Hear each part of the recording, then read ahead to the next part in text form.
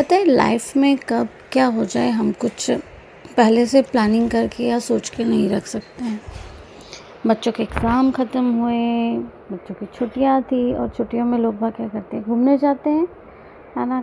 सब अपनी अपनी प्लानिंग करते हैं। हमने भी कुछ प्लान किया था, घूमने जाएंगे, यहाँ जाएंगे, वहाँ जाएंगे, पर बच्चों की जैसे ही एग्ज़ाम ख़त्म हुए उसी दौरान मेरी तबीयत ख़राब हो गई और हम लोगों को जाना पड़ा उदयपुर। और रास्ते में मिल गया हमें एलपीजी से भरा हुआ ट्रक। जो लोग बोल रहे थे ना सिलेंडर नहीं है, देखो ये रहा सिलेंडर का खजाना, ये जा रहा था हमारे आगे आगे।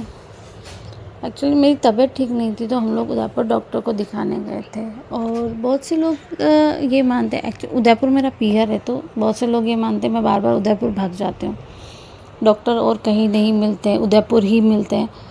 तो उदयपुर जहाँ मैं रहती हूँ ना वहाँ पे अच्छे डॉक्टर नहीं है। उदयपुर जाने का एक ही स्वार्थ होता है कि बच्चे परेशान नहीं होंगे।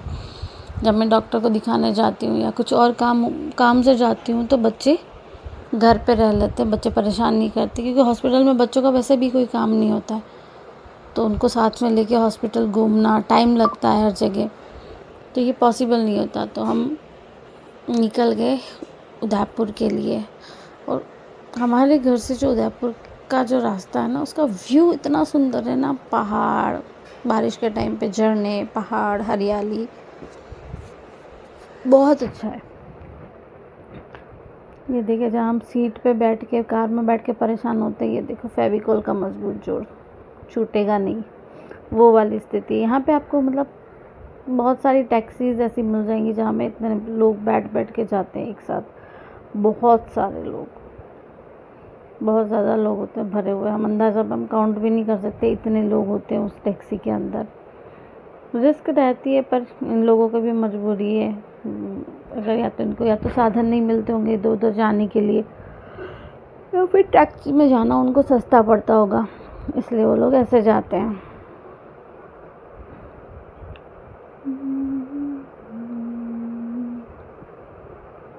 रास्ते में 2 टनल्स आती है, टनल में से जाने पे बच्चे खुश हो जाते हैं, छोटी वाली तो, और ये गए गुफा के अंदर,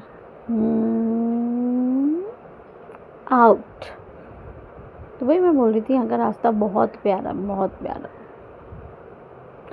पहले से है ना कभी कुछ प्लान नहीं करना चाहिए। हम प्लान करते हैं फिर वो होता नहीं है तो मन और दुखता है।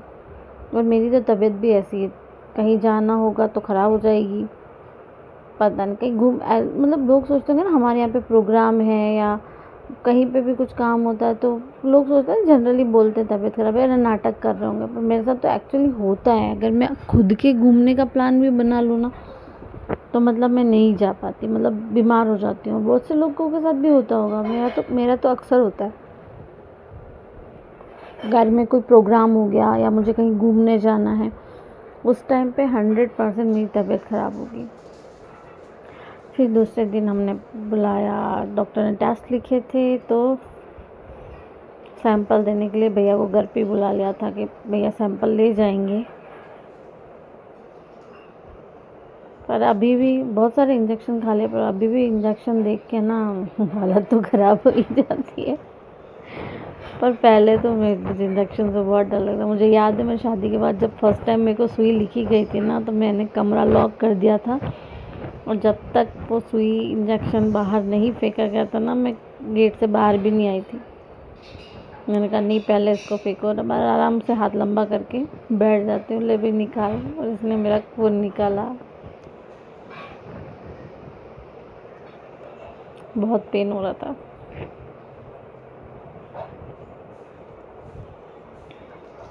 अब इसकी रिपोर्ट आएगी शाम को, तो चलेंगे शाम को डॉक्टर को दिखाने के लिए, डॉक्टर क्या बोलता है। फिर जब हम डॉक्टर को दिखाने गए तो डॉक्टर ने भी मुझे ड्रिप लिख दी, क्योंकि मेरा बीपी बहुत हाई हो रहा था, तो यहाँ पे मुझे ड्रिप चढ़ रही थी, ड्रिप। एक दिन में 2-2 बार इंजेक्शन ड्रिप लग चुकी।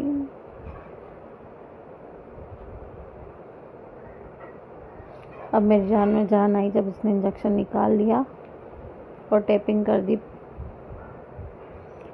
फिर हम चले जाते हैं घर। दूसरे दिन बाईसा का हेयर कट करवाना था तो हम पहुंच गए मॉल चैम्पियन पे,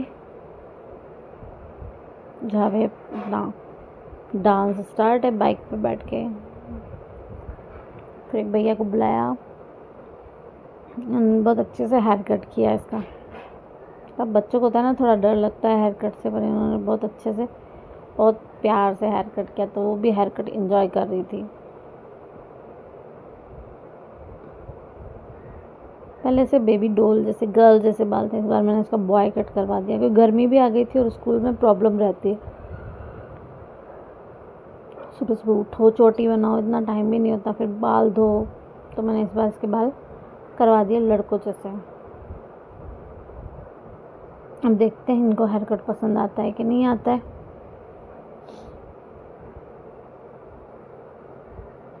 पर भैया बहुत अच्छे से बहुत ध्यान से बाल काट रहे थे इसके, ताकि उसको पेन ना हो या कैंची वैची कहीं लग ना जाए।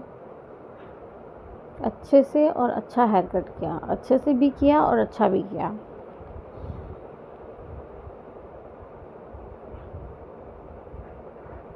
और उसको तो खुद को कांच में भी देखना है कि मैं कैसी लग रही हूँ।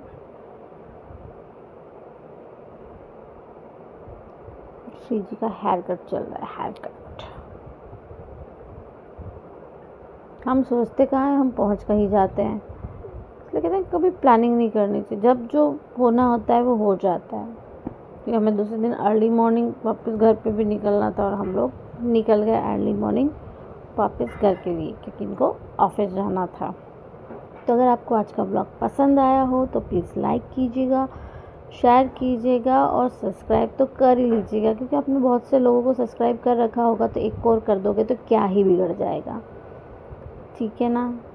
लाइक शेयर सब्सक्राइब और कमेंट ज़रूर करना कि कौन कौन बाहर जाता है और उसकी तबीयत ख़राब हो जाती है। मेरी तो होती है बाहर जाने से पहले, तो हमेशा हमेशा का है ये। Please like share and subscribe. Thanks for watching.